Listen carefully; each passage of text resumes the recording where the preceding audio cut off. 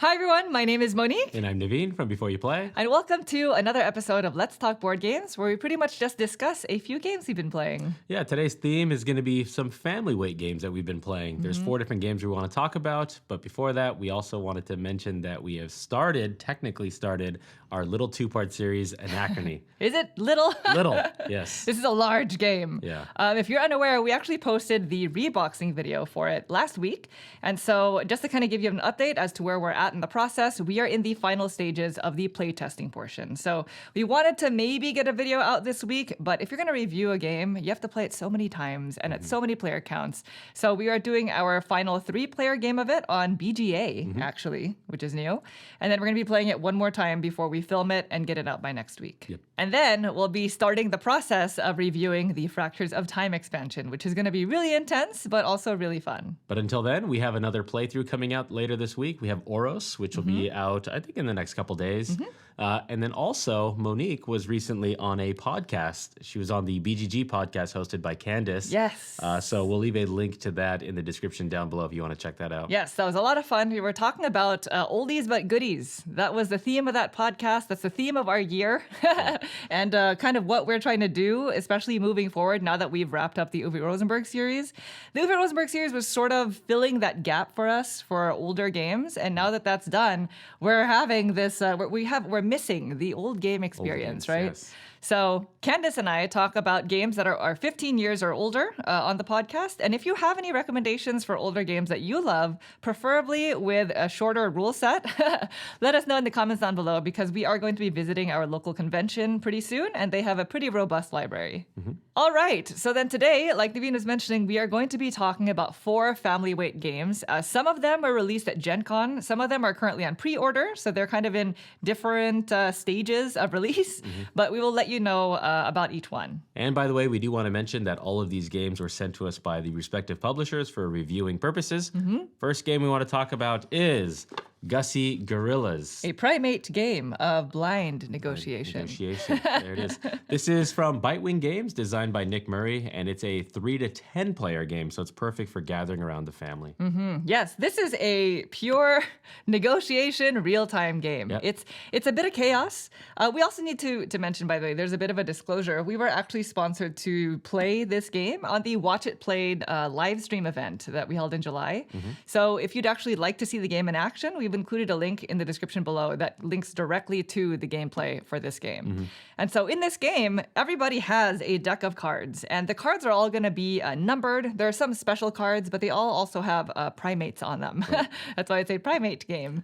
And basically, as soon as the round starts, each player is going to pull one card from the top of their deck, facing it in the opposite direction. So you don't actually know what card you're holding. You'll never know any of the cards in your stack. Yes, you only know what cards everybody else is trying to trade with you. And so the end goal here is you're trying to acquire enough cards to curate a collection of cards that will score you the most amount of points at the end of the game. And so at the end of the round, actually. And when it comes to scoring, you cannot have pairs of numbers because for each pair of the same number, it's actually going to cancel out and you won't score anything for it. Yeah, so if you have like 2 6s, you're not going to get 12 points. You're actually going to get 0 points for those 2 6s because any pair goes out of the game. Right. So as soon as you trade with somebody else, so say somebody wants the card you're holding and you want the card they're holding, then you kind of make eye contact and you panic a little bit, then you trade cards, and then you get to put it face up in front of you and you actually get to see what you took. Right. So that way you know what you're looking for. If I took a 6, I don't want to take another 6. Right. Or maybe if I took a 1, I want to take another 1 because there are some exceptions to scoring. If you take 2 1s, they actually combine together to form 11 points rather than just 1 point. There are also some cards that are flippable because of the nature of the illustration on the card. Yeah, so like a 6 can be kind of flipped or reversed to the opposite side to become a 9. So then that's one way that you can prevent 2 6s from coming together. Maybe you turn one of the 6s into a 9, and now you're scoring 9 plus 6. But in order to flip those cards, there are special cards in the deck that'll say stuff like flip or cut. Or reverse. And those cards you have to pair with a number in your collection if you're able to. So maybe you have a 6 and you don't want to flip it, but you have a flip. You're required to pair it with a flippable flippable card that's in Right. your collection, if that makes sense. Right. There's also a special card that's called Split. So basically, if you are trying to preserve a certain pair, you can apply it to that pair. So if those 2 6s in our example, you can apply that split there. So now you have 2 separate 6s. So you are going to be able to score those individual pairs. Yeah, one of the high scoring examples in the rule book is somebody collecting 3 10s. You know, at the end of the round, you have to pair 2 of them. So typically they would only score the 1 10-point card. But with a split special action, you can apply that to the 2 10s, and now you have 30 points because you're able to score all 3 of those 10s. So anyway, this is a really, really fun game. The very first time we played it was on that live stream. That was the first time we'd heard about it, actually, because we were preparing for that. And then when we actually played it, it was exactly the way it sounds. It was madness, but a very calculated, strategic kind of madness. So I was taught a game called Pit about, was it last year? Maybe the year before? Dice Tower West. Dice Tower West, I think 2 years 2022 ago, I maybe. think. Yeah. And I really enjoyed that one. And that's kind of a real-time negotiating game. It's a really old, Really old classic game. Yeah, so this one has kind of that same feeling. So if you know you like or enjoy a game like Pit, this might be one for you. Yes, I think the difference is with Pit, you see your cards. In Pit, right? you're trying to corner the market with one type of commodity, and you're trying to trade, like, hey, I'll trade you 2 cards you know what here, you have, and you're telling people what you're going to trade. Exactly. Right. Yeah. One thing about this game also is there's kind of like a social aspect. Like if you see that everybody has kind of turned and looked towards you and everybody's trying to negotiate with you at once, you're probably thinking like, this card is really valuable. I have no idea what it is. So you do have the option of keeping that card and putting it face up. That's right. So if everybody's just gunning towards you like, hey, Naveen, I'll trade that. Hey, I'll trade that with you. Oh, yeah, you want 2 cards for it? So then you can be like, oh, this is a nice card. Yeah, this is great. Probably for me. So I'm keeping it. So then you can go face up and see exactly what it is. That leads to really funny moments. It does, because sometimes then people can start baiting you and be like, oh, yeah, I'll trade that with you. Because the other thing is you can actually sweeten the deal. Yeah. So if you only have 1 card and nobody's taking it, like you're going to be stuck in this position forever if nobody wants your card. Because there are also some negatives. There in are the negative deck. points in here, yeah. To sweeten it, you just draw the next card, and now you're going to give somebody 2 cards for the price of 1, essentially. So it's really interesting. It's a very interesting negotiation game. If you're not too big into real time, this might not be your thing because it is a lot around the table. Everybody's doing this at the same time. But don't play it in the library. Let's put it that way. It's going to get a little loud, but it's a really fun game. Like especially like if people don't really know each other too much, and you just kind of want to ice break, a little bit, and then you want to get into a game that plays 6+ players. This is a good one before you kind of break into other groups. Now we did mention that the theme of today's video is family weight games. Just so you know, the box says ages 8 and up. Yes, it's 8 and up. But just so you know, the scoring can be a bit complicated. So just keep that in mind. But you can technically play this as a family weight game. Right now, it is currently on pre-order, I believe. I don't think it has been officially released yet, but the release date is very soon. So there you have it. That is Gussy Gorillas. All right. Lately, a lot of people have been talking about the new trading card game, which is Disney's Lorcana. We have been playing a different Disney game. Not that game. Not that one. It is Dixit Disney Edition. Yeah. So if you're not familiar with Dixit, Dixit is it's almost like a very classic hobby gamers game now, right? It's one of the first games that we played getting into the hobby, and now there are so many different editions of it. And now they have a Disney version. And by the way, this game is designed by Jean-Louis Robira, and the artwork for this version specifically is by Natalie Dambois. And if you've never played Dixit before, the basic premise is going to be the same throughout all of the different versions. In Dixit, one person plays as the storyteller, is what they're called in the Disney version. And basically, you have a hand of cards. It's always completely abstract artwork, really, really beautiful, where you can kind of point out some aspects of the picture on the card, but the entire sort of picture as a whole is abstract. And so that person is going to choose one of the cards from their hand and associate a word or a phrase with that card. And then everyone else around the table is also going to pick a card that they associate with whatever phrase you chose.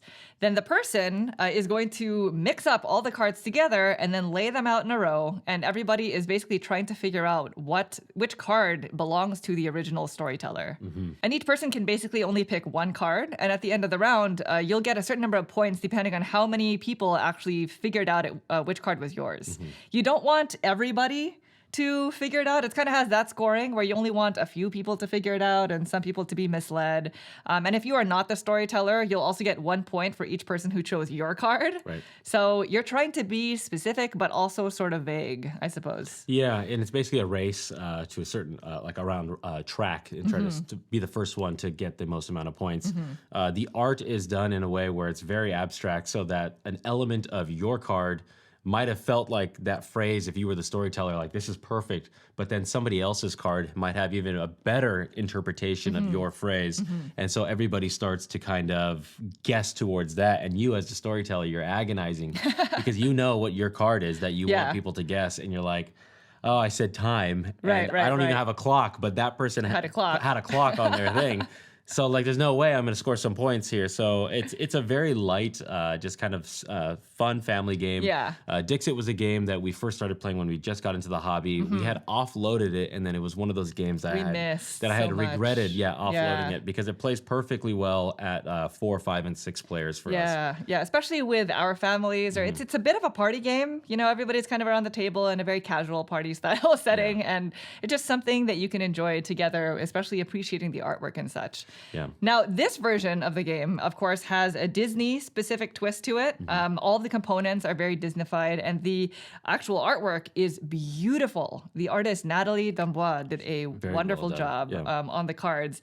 It's like each card has a very specific pull towards a specific character or Disney movie, but the features on the card itself are still abstract. Like this person was able to abstractify a Disney theme. Yeah, like so we've played Codenames Disney, and that one, if you're familiar with Codenames, that is a very difficult game to do because you really associate with characters and how do you make connections. For this one, because the art is so abstract, we don't feel that like if you're gonna say something like princess, like then it's gonna be like obviously it's gonna be one of the princesses. I mean there is still an element of that. You know, it's sort of with Dixit you want things to be mainly abstract but with this version anything with an IP there is something identifiable. A little bit there, you know, on the cards, and that's going to happen. I feel like with any kind of Disney or IP themed game that requires you to have abstract thinking. It's not as bad as like the Codenames Disney or something like that. Codenames Disney we pretty much couldn't play. We couldn't play it because it was just everything was just so specific. With this one, you can do a little bit more with it just because there are other things on the card. There's so many different elements on just one card. It could be something like a shape or a character or animals or just kind of the overall color scheme of it. So there's enough to kind of just sneak by with that without having that kind of problem with other IP games like the Codenames that we were talking about. Right. And so for anybody who's a Disney lover, you know, there are a lot of people out there who just wants anything Disney. This is definitely going to speak to them because I really think that it's really done well. Even the little player tokens to keep track of your score are super cute. They're all like representing different characters from the Disney movies, and they're just really well done. So gameplay wise, if you are familiar with original Dixit, this is exactly that. In terms of elements, there's no real new elements other than the board. There's a little board now where you can place out, and you have a dial that you can vote. Yeah, I don't know if the previous versions of Dixit came with that though, because we've I think only played the original. Yeah, we've only played the original, so it's been a long time since the original was released. But that is what this comes with. It comes with little dials for people to vote on the exact card that they're voting on, and a board to help keep things organized. Yeah. So anyway, that is Disney Dixit, which I believe is currently on pre-order. It's published by Libelud, by the way, and it's distributed by Asmodee. So there you go. All right, the next game we want to talk about is a co-op game from Pandasaurus Games. It is called Beacon Patrol. Yeah. So this is a very unique box in the sense that it's kind of small yet kind of big at the same time. It's thin. This one plays 1 to 4 players, so there is a solo mode in about roughly 30 minutes, and you're basically working together to chart out the Nordic coastline. Sorry, yes. Yes. This game is designed by Torben Rotzloff and published by Pandasaurus Games, and I've only played it the co-op 2-player version. Monique has played it the solo. Yes, and so, by the way, we were fully drawn to this game originally because of the artwork. Yep. And the game is both designed and illustrated by the same person. So I think the game is super, super cute. In this game, each player has tiles, and you're basically just trying to build out this map. You're going to be going back and forth, just trying to place all of your tiles onto the map. And so because of that, the co-op version and the solo game plays very, very similarly.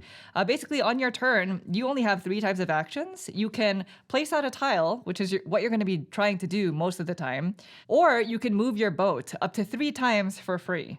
So that's actually pretty tricky. That's the trickiest part of the game because whenever you place a tile onto the map, you have to place it adjacent to where your boat is already.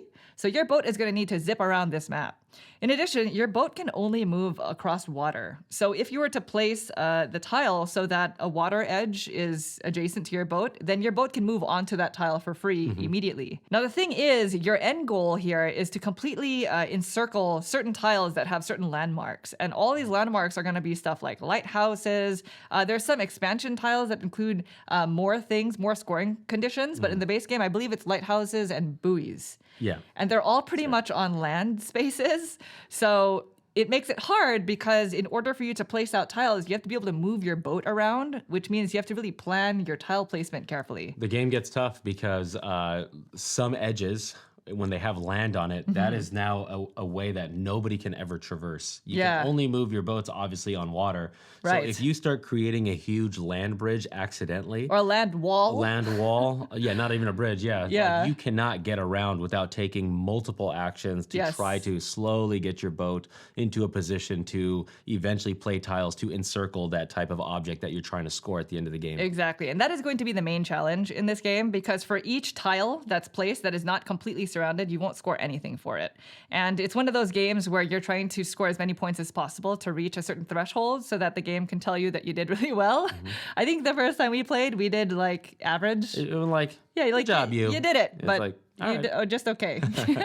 Now, like I was mentioning, on your turn, you can move your boat up to 3 times for free, but each movement that you need to make beyond the 3 free movements, you have to discard a tile out of the game. And so that is going to be 1 fewer tile that you have to score and just sort of do things with. Yep. In higher player counts, including the 2-player game, you also have the option to swap tiles with your partner, and that's actually really, really helpful. In a solo game, you can't do that, which makes planning a little bit more difficult, but you can hold back 1 tile per turn. So you don't have to discard them all at the end of your turn. Yeah, so in like the higher player counts, it's like I am so far away from an edge that I have these 2 tiles. They're going to get wasted, unfortunately. So I might as well use them to either move into a position so that when I get my new draw, at least I can place out some tiles. But these might have been so ideal for me to not have to waste these, but you're going to find yourself in that position where it's like, this thing has 3 land edges on it. I really don't want to attach it, so I'm going to use it to just move somewhere else. Yes, we swap tiles a lot We did, when we play this game. On the tiles, there is a arrow symbol, so everybody must be playing towards that same arrow symbol. So if I'm sitting across from you, you might want to position your tiles in a way that everybody is kind of aware as to kind of how these tiles can actually be placed out onto the board. Yes, you cannot rotate your tiles. They only fit in one direction, and all of the edges have to make sense. It has to form one true map that all makes sense. Yeah, water against water and land against land. Yes. Otherwise, that's pretty much the whole game. So it is very simple. It's also very quiet. It's more of one of those peaceful tiling games that there's not a whole lot to it, I suppose, but it's not easy. You know, it's simple, but not easy. Yeah, you'll find yourself in potentially in situations. I know for our very first game, we were just willy-nilly putting things down. Yeah. And then as the land started getting bigger, you see that those had the scoring things that you want to score, but now they're so far away that you're just like, all right, I'm going to waste these 2 tiles to try to swim my way over there so I can lay down. We created a lot of impossible situations, so that's going to be the main challenge in the game. Now, the basic game has just the 2, I believe, scoring criteria, but the game also comes with some extra tiles that you can use as like a mini expansion. And I know that in addition to that, there's also another mini expansion. I'm just not quite sure what it includes in particular because we haven't played with it yet. So all in all, I think that this game has fantastic artwork. It has some of the cutest artwork that I've seen so far this year, I suppose. I do like this kind of artwork. Yeah. And so for anybody out there who is interested in like the more casual tiling, puzzly type game, this might be one to check out. It also plays very quickly in about 30 minutes. But if you're looking for something with a little bit more depth, then might not be your speed. So there you go. That is Beacon Patrol. All right, the final game for today is one that was actually released last year. So this one is not new, but it is another family weight, fully cooperative game. And it is called Miller Zoo. Yes. This is one of my favorite themes. I really love animal-themed games. Monique, you do like zoos. I do. Yeah. This game is designed by Thomas Desjardins L'Espérance and published by Randolph and distributed by Hachette. I said it. The same designer as Decrypto, It is, by the yeah. way. One of our all-time favorite We love that game. party games. But this game is based off of, I believe, a real zoo called the Miller Zoo. And in this game, it's fully cooperative. Everybody is basically just trying to receive animals into their own habitats in the zoo. Yeah, there's like a conveyor belt system of these animals that are in the waiting to come and be kind of received into the zoo. And so it's your job to go around, have the appropriate resources to get those animals and attract them into the zoo so that you can care for them. While also overcoming specific challenges, which you will also need to turn in resource cards for.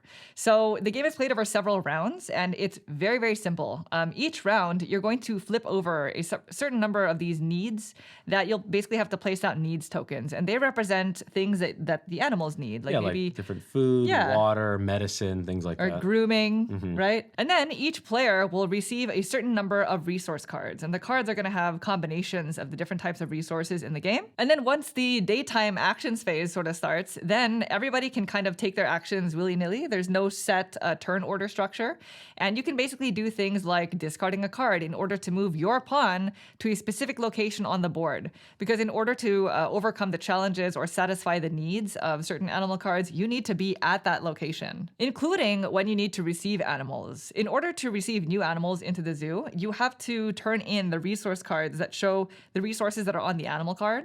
And you can kind of piecemeal it. So if you only have certain resources this round and you are planning on paying the rest of it next round, you can sort of go over there and then drop off the resource cards needed. And at the end of the round, you can also store up to, I believe, 3 cards from round to round.